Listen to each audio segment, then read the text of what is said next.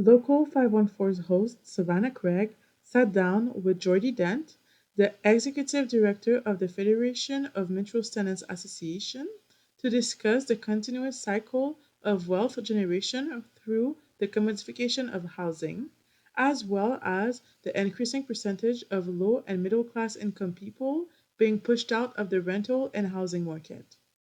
To hear more on the subject, stay tuned for the whole interview. Thanks. Geordie, could you just please state your name? Can you hear me okay? Yeah. Okay, could you just please state your name? Yeah, my name's Geordie Dent. That's Geordie. Last name's Dent, Dent. I'm the executive director of the Federation of Metro Tenants Associations in Toronto. Perfect. Thank you so much. So could you tell me how middle class and low income people are being pushed out of the rental market and as well as being pushed out of being able to afford homes? Yeah, I mean, I'll start with the home ownership market because that's usually where people end, and the rental market's kind of the bottom end before homelessness. So essentially, what's been happening in the housing market, in my opinion, is after 2008, all of that hot global investment money, which was in U.S. real estate, shifted. I think for a couple of years it shifted into commodities, and we saw big spikes in commodity prices. But after that, that stopped. And you started to see a run up in housing prices, but not just in Canada and not just in Toronto and Vancouver. You saw it kind of all over the world. You're seeing major issues in Ireland, the UK, Norway, Sweden, Australia, New Zealand, Poland, South Africa, a whole bunch of different countries all around the world, all around the same time, which is around 2010, 2012, just started seeing a massive uptick in housing prices. And this is part of the reason why. Money was flowing in, investment money needed a place to go, so it decided to stick not in real estate investment products, which was what they were invested in the US in around 2008 and before that, but in hard real estate, so just buying up houses, condos, land. And so what that has done is create two major effects. So the first is you see massive upticks in prices in housing, ownership housing to be able to buy it, which you can't afford anymore. So you're either stuck in the rental market, or you're house poor. Maybe you're trying to buy a place, but it's really, really hard to afford, and you can't do anything else. The second thing that happened is that everyone that owned housing already saw a massive run up in the value of their housing. So again, if you are a senior, and again you had a $200,000 house in Toronto, now that house is worth $800,000 to $1 million. And that has meant that there's created kind of a generational wealth issue. So all of these people that have seen this uptick in their housing, if they've got kids, they can usually help out their kids buy housing by taking some of the value of their house now that it's now been created. You can take a mortgage off of it if you want, and then give that to your kids for the down payment. But that's been harder and harder as prices keep going up and up and up. And not every family member can do that. Not every senior who owns their house outright wants to get a mortgage. So this has caused just absolute chaos in the ownership market, and everyone understands this, right? Everyone who lives in Toronto and Vancouver has seen prices spike beyond anything they can afford, and that's also spilled out to the rest of the country. So, I'm in Calgary right now. Calgary had a huge run up in prices about 10 years ago. It's kind of continued, but there's been kind of other economic factors. But as a kind of a whole, I think Canadian housing has risen in almost every market. And this then puts pressure on the rental market. So if you're a renter, a couple things happen. First of all, while they've been building a lot of condos to sell to investors, they haven't been building almost any purpose-built rental housing, first of all. Second of all, a lot of the people that used to leave the rental market and go into the housing market can't anymore because it's too expensive. So you get these twin issues, not building any rental housing, a lot more people in the market, and that's leading to this massive run up in rental prices, which again, you're seeing mostly in the key hot financialized housing markets, Toronto and Vancouver, but it's also spilled out across the entire country, and rents are going up and up and up. I've got a family member looking for housing in Calgary right now. It's really difficult. There's inventory, but prices are spiking high, and there's a tightening of the market, meaning inventory is going down, so prices are going to keep spiking. And this then creates a third population. You can't own and you can't stay in the rental market, you end up homeless. And that has been a predicted outcome, and unfortunately one that we've seen. So if you go to Toronto right now, almost every large kind of city park has tents in it. If you go around all Ontario, you're going to see that as well, and you're going to see the same in Vancouver. So it's creating these basically like robber baron, gilded age kind of problems that we had 100 years ago, and they're all coming back. Thank you very No, much. stop. Thank you for explaining. So I wanted to talk a little bit about, you mentioned the change in federal policies in 1993 when the Liberal government came into power federally. Could you tell me how, under their leadership, housing was privatized and what that meant Well, housing wasn't privatized, and housing's kind of always been private, but the construction of housing was privatized. So not many people know this. And actually, if you look at almost all the graphs on housing development, from like industry, they only go back to the 90s. So they only go back to the 90s for the reason. Because if you go back further, you'll see massive amounts of housing construction. And that's because the federal government used to have large incentive programs to build housing in Canada. Now, the main kind of most important thing that they built was affordable housing. So affordable rental units, affordable home ownership units, but they also just incentivize a lot of market units, just build a lot. And this is what you kind of call active housing market participation in kind of like political science. Basically, the government would give tax incentives to developers to say, you know, if you want to build this type of housing, we'll make it very lucrative for you. Rental housing is very lucrative over a long term if you're an investor. And that's what happened. They gave a bunch of money, said build a bunch of rental, and that's what happened. And you can see graphs of this, just hundreds of thousands of units being built over decades, the 70s and 80s, really kind of a golden age of housing development in Canada. But in 1993, that stopped. And it stopped for a reason. And the main reason is because rich developers wanted to stop.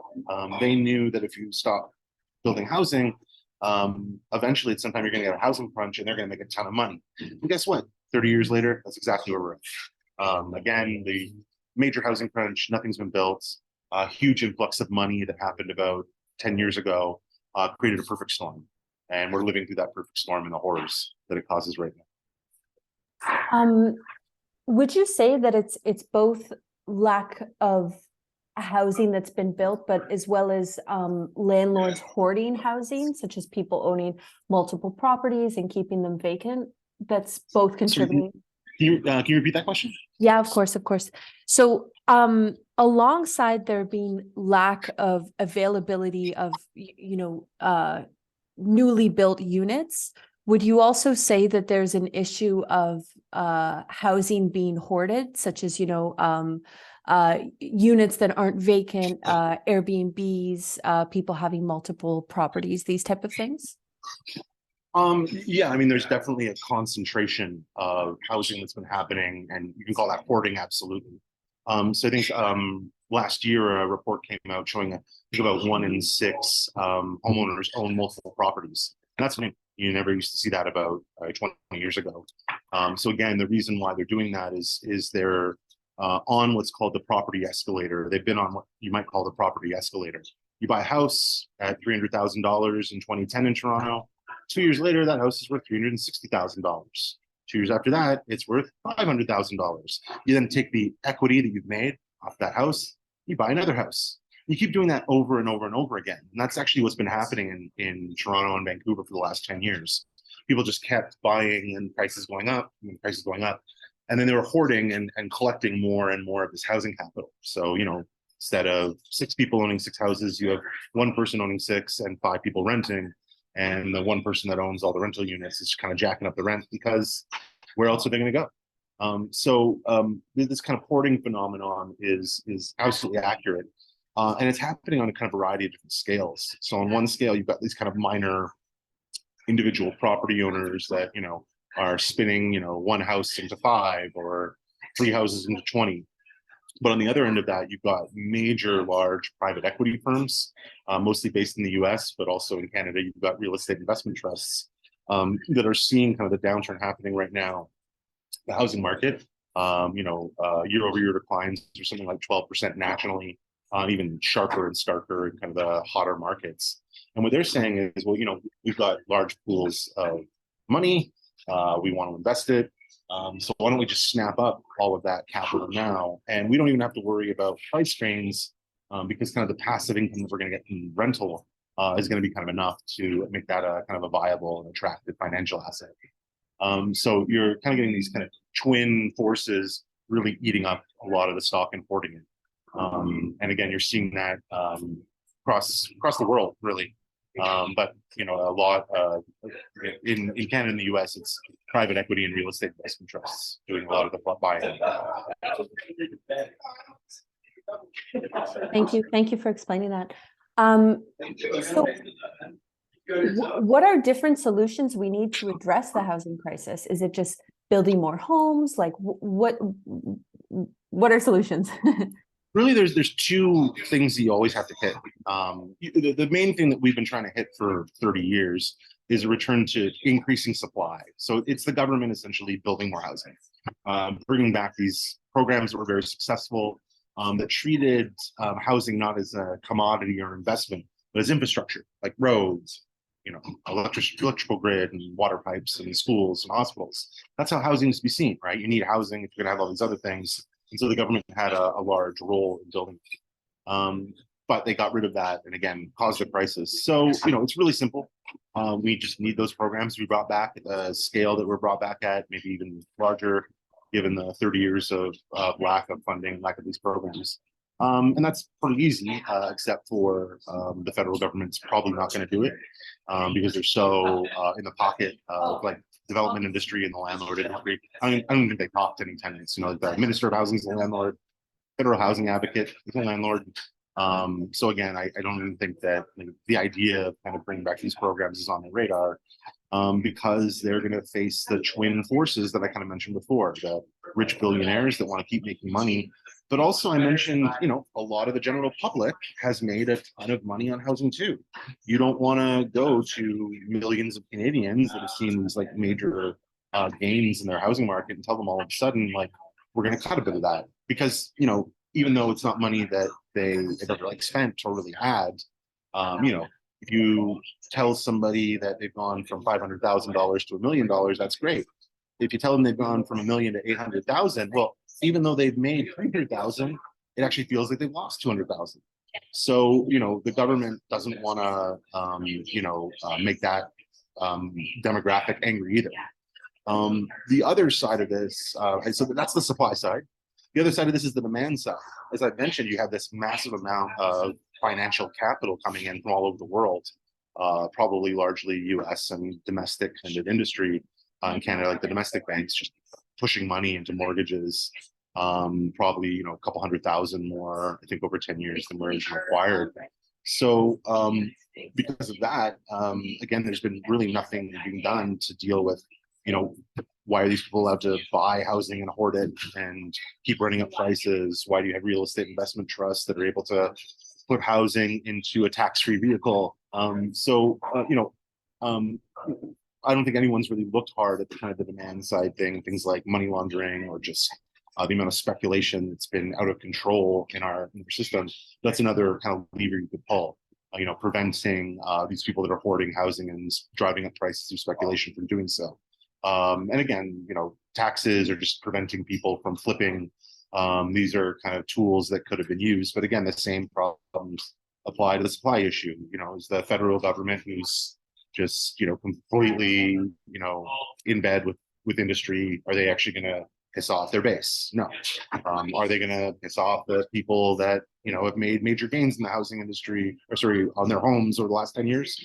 Probably not. So pretty much the only thing that they're pitching now is programs that don't really do anything. It makes it look like they're doing something, but they're actually doing nothing. And again, that allows them to look like they're doing something while keeping their base happy of billionaires, developers, landlords, and property owners that have made big gains. Could you name some of these programs and why you don't think they do enough? Oh, that the government's working on? Yes. Hold on. I think there was just one that I was talking about yesterday. Let me just find the name of it.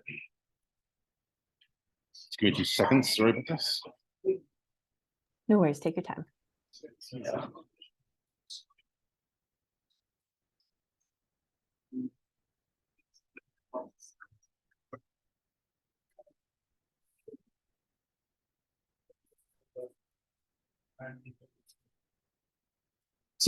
I think the government just announced last month, sorry, no, about a year ago, the government announced, sorry, hold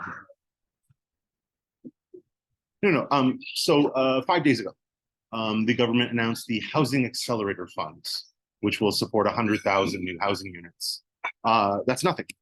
That's almost nothing, given the time frame. If it was 100,000 every year, each year, that would be a big gain. But it's something like 100,000 new units over maybe 4 years. Again, that's not going to put really a dent in anything if you spread it out across the country. Toronto needs like 10,000 units a year. But if you're only going to do 25,000 units a year for the country, they're not going to get it. So again, these are programs that make it look like something. 100,000 units sound good. But if you read the fine print, you'll note that they're just supporting new units. So you might find in the fine print that not a lot of new units get built at all. Sometimes they might just refurbish kind of existing units. Sometimes they might buy units that already exist in the private market and just move them to the government market and say, we built 100,000 new units, even though you lost 100,000 just out of the private sector. So again, a lot of these programs aren't, again, they're just window dressing. They're making it look like the government's doing something when they're not because they don't want to do anything because they want those developers and landlords to keep making their big benefits. Okay, thank you for bringing that up. And then I just wanted to ask, you talk a lot about the federal government, but is there any kind of responsibility that needs to be put on, various municipal or provincial governments? There is, but the problem with that analysis, in my opinion, is it just allows everyone to just blame each other and not do anything. The reason why I focus on the federal government is, first of all, they ran the programs that worked. Second of all, they have what's called in political science the powers of the purse, or the powers of money. All right, they have the greatest money generating revenue of any level of government. And that's really what's needed for this, right? Money to help incentivize building housing for the public instead of just having the private sector build it for themselves to make money and sell it to investors, and they don't really care about anything else, right? Investors, development corporations, it's important to understand, development corporations don't make housing, they make money. That's what they make. If it's better for them to sit on fallow land and not build, they'll make more money that way. That's what they'll do. So again, the government should be there either through their own national builder or through incentivizing private builders to get them to build what we want. And that's the way they've done it. Now, when Fed's the most important nugget there, the most important level of government, in my opinion, because again, historically they provided 75% of the revenue. Province provided 25% of the revenue, so they're important and they are responsible for most like housing policy and legislation. Municipalities generally run the administration of a lot of programs, and they have control over zoning, which does have some effects on these issues. But again, the most important determinant of what gets housing built, affordable housing specifically, is government money. And again, the main lever for that in Canada is the feds. So I tend to focus on them because I think that's important. But I also try not to get caught in this system that has been happening for 30 years, where people say Toronto should do something, and Toronto says the province should do something, the province says the Fed should do something, and the Feds just say the other level should do something, and nothing gets done. It sounds like for a lot of issues. Yep. Thank you so much. Is there anything that I didn't ask that you think is vital to consider with the story, or just something that you want to mention? One note that I would caution you about is the number of vacant units. So there are big debates happening right now in the industry around how many units are sitting around in each city empty. There's always a percentage of that exists. Like if you go back to 1970s, I think Toronto had 4% vacant units, right? Because some people have vacation homes, some people have more than one property, some people have investment properties that they're developing. So there's always like a degree of vacant units, and there's been a lot of people arguing that the numbers are actually going up. but I haven't really seen strong evidence to prove that. So if somebody's telling you that there are like an explosion in units just sitting empty, I would really strongly double check that, because there's been I've seen a lot of like fights happening around that, and a lot of people who kind of make that claim and then get kind of destroyed by people that have done a lot of research on it. So yeah, just a caution of that. Other than that, feel sad. Okay. Like, would you say with the 60,000 vacant units needed, like approach caution with that, or just Sorry, I don't understand what you're asking. like the number that I brought up about the 60,000 units being needed in Montreal, approach that with caution, or statistics No, on no, how the number of units needed is a different thing than the number of units Okay. that are currently today sitting around empty. So Okay. there's some people say that there's like hundreds of thousands of units in Canada sitting around empty, and that's probably true. And they're like, then we should be putting people in those houses. But we kind of like, again, there's always a number of units that are empty for a good reason, right? And again, that's usually because one's about to move in, they're vacant because it's just a temporary period. So if you're going to kind of touch upon that, like how many units are currently sitting empty, be careful. I would urge some caution. But like the number you're talking about of just like what do we actually need? That is, I think, pretty straightforward. Okay. And wouldn't worry about that. Thank you. I appreciate you bringing that up. And sorry, I have one more question I thought of when you were discussing this. Thank you so much. So how do I say this? I know that like in the media and just among discussions, there's been kind of like the blame is being put on foreign investors taking up properties. Do you have any reaction to this, and maybe kind of the avoidance on Canadian investors taking up property? Yeah, I mean, people taking property is not an issue. So if there are people from other countries that are buying real estate in Canada to live here or use as a vacation home, that's generally fine. But the biggest issue is just that people are just buying housing en masse as an investment vehicle. That's the biggest issue, and they're doing it as in a speculative environment, and they have been doing that for the last 20 years. This is a little bit difficult to discuss, Savannah, because today is not the same as a year ago. A year ago, the market was still hot, but the increase, I kind of mentioned this in my article in The Breach, the kind of rising of interest rates kind of killed the market. So a lot of that concern around supply is less strong now, because again, there's less of an incentive to flood into the market because there's not cheap money anymore to fund all that, right? You can't just get a mortgage now to buy a second property at 2% interest. It's now going to be 7 or 9.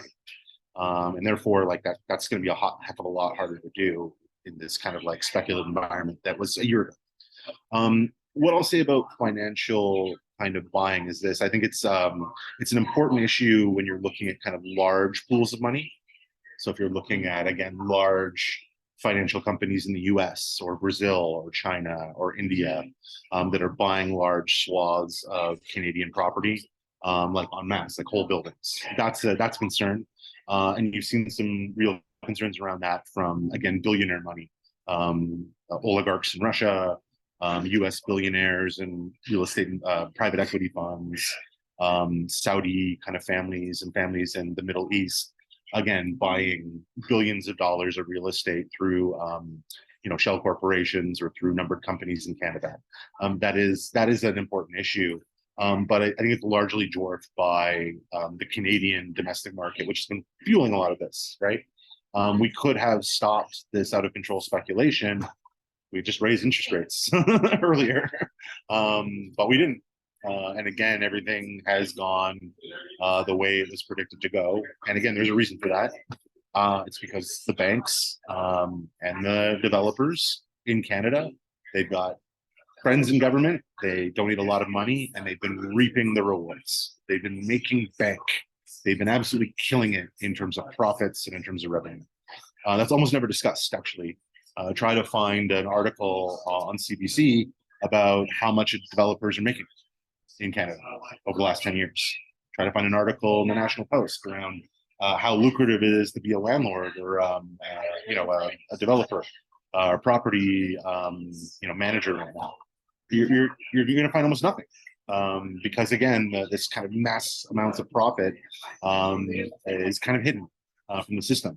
Because again, if you know that people, if you're constantly reporting all of these price gougers are making a killing, public's going to say, well, maybe they shouldn't be allowed to price gouge anymore. So again, a lot of that's been just completely left out of the discourse. And I think it's far more important than, some guy in the US flying a single condo unit in Vancouver.